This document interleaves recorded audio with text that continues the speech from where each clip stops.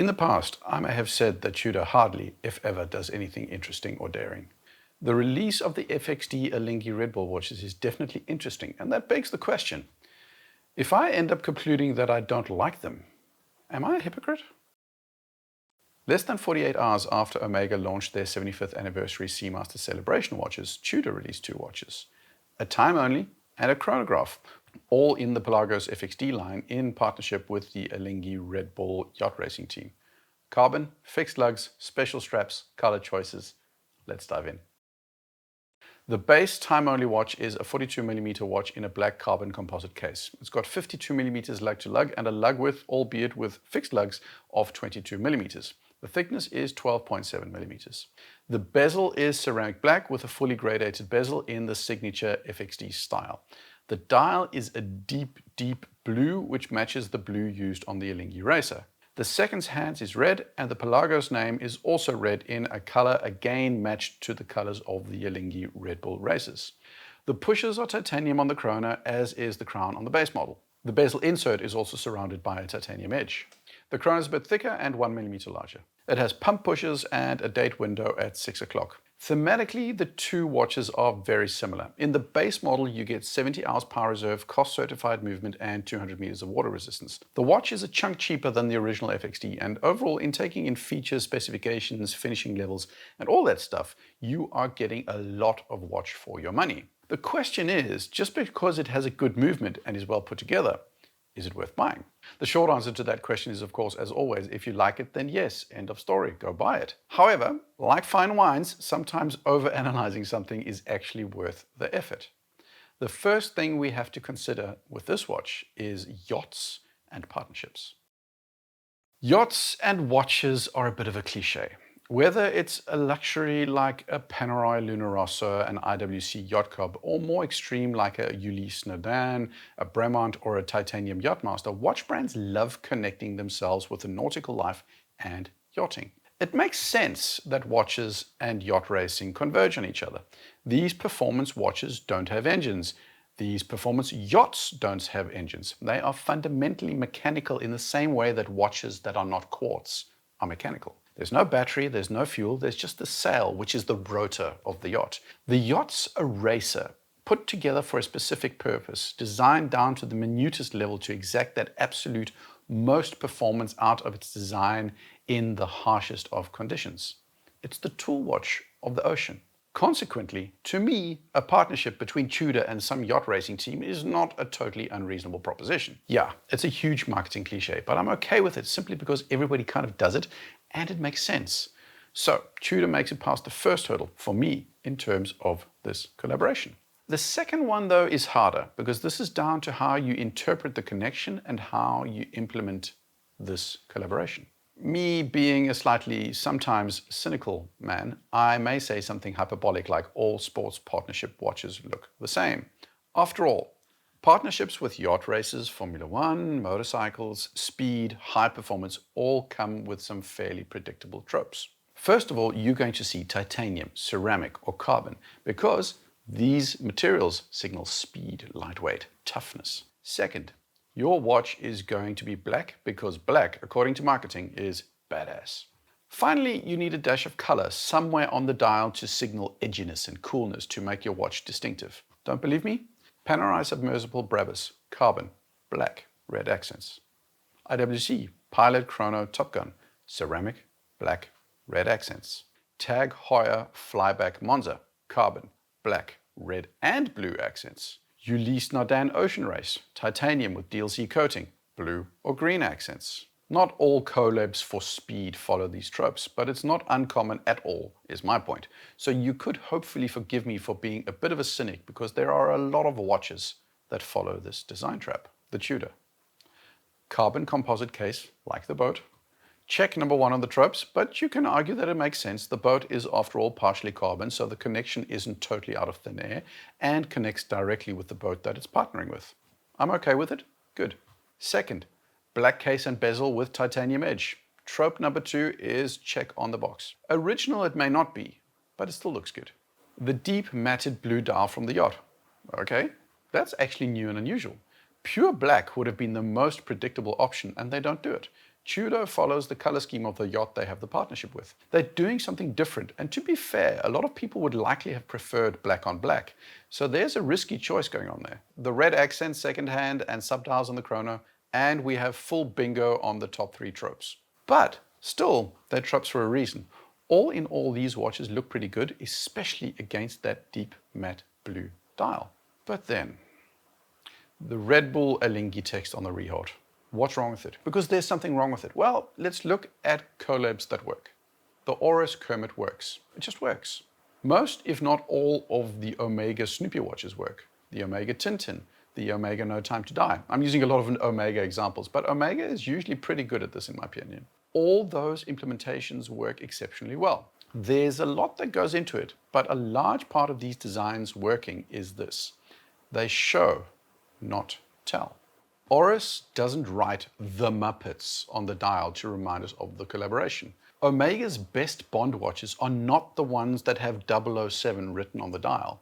The Tintin connection is subtle and relates to the iconic rocket from the time Tintin and his friends went to the moon. It doesn't say Tintin anywhere on the dial. On the flip side of the coin, the Moon Swatch's greatest flaw is Swatch's need to add Speedmaster, Moon Swatch, and Omega by Swatch on the dial. The Tag Heuer Carrera with the Carrera down the side, that's also terrible. It's telling, not showing. So just slapping on a text that says Alinghi Red Bull is lazy and bereft of creativity and innovation. Is it terrible? No. This is not the first time in watchmaking history somebody put superfluous text on a dial or a rehaut. They tried so hard with the blue on black with the red accents. They put thought into everything, and the only thing they could come up with on the dial for Red Bull was to actually write Alinghi Red Bull. But I'm getting carried away. It is, after all, just a little bit of text on the rehaut, and everything else looks pretty good. Let's look at the watch from another angle.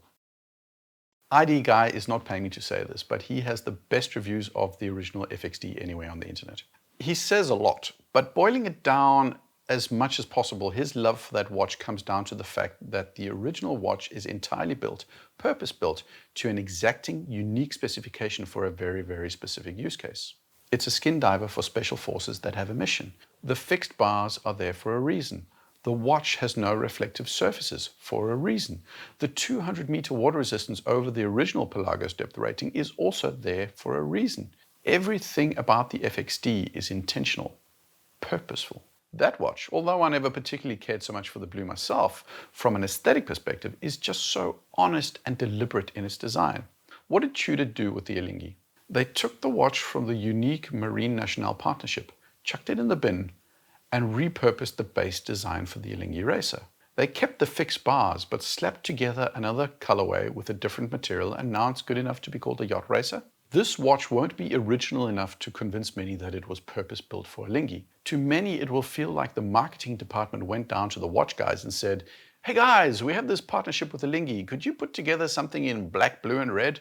It needs to have Red Bull text visible somewhere because we, kind of agreed to that part contractually. Could you figure out which of our watches makes sense?" I think the watch guys were like, well, we could design a watch from scratch for the purpose. We have some good ideas. And marketing was like, you guys can totally design a watch from scratch, but because it's a collab, we know it's not going to sell a bucket load, and we have to bring it in at this price point to make a profit. So whatever you can do within those constraints is totally up to you. By the way, black would be cool because our market research says people associate black with badass and racing.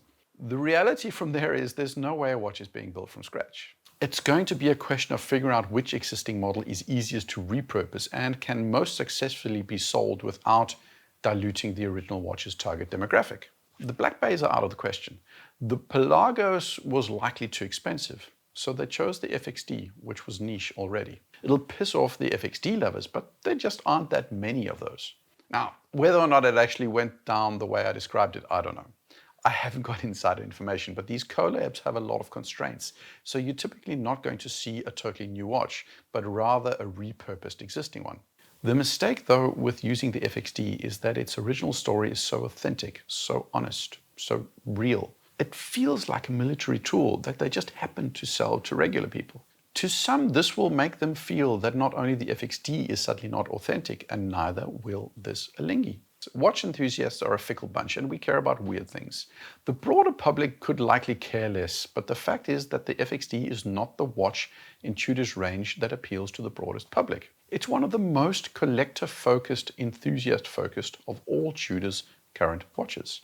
And we want watches to be created with heart and passion. We want to feel that there was love put into the product. That's why we get so angry about Rolex watches that are devoid of their tool watch nature. That's why we get frustrated with overpriced special edition 62 MAS models from Seiko. That's why we react to the 6007G Calatrava and think a carbon stamped dial is lazy for Patek, even though it fundamentally is excellently done.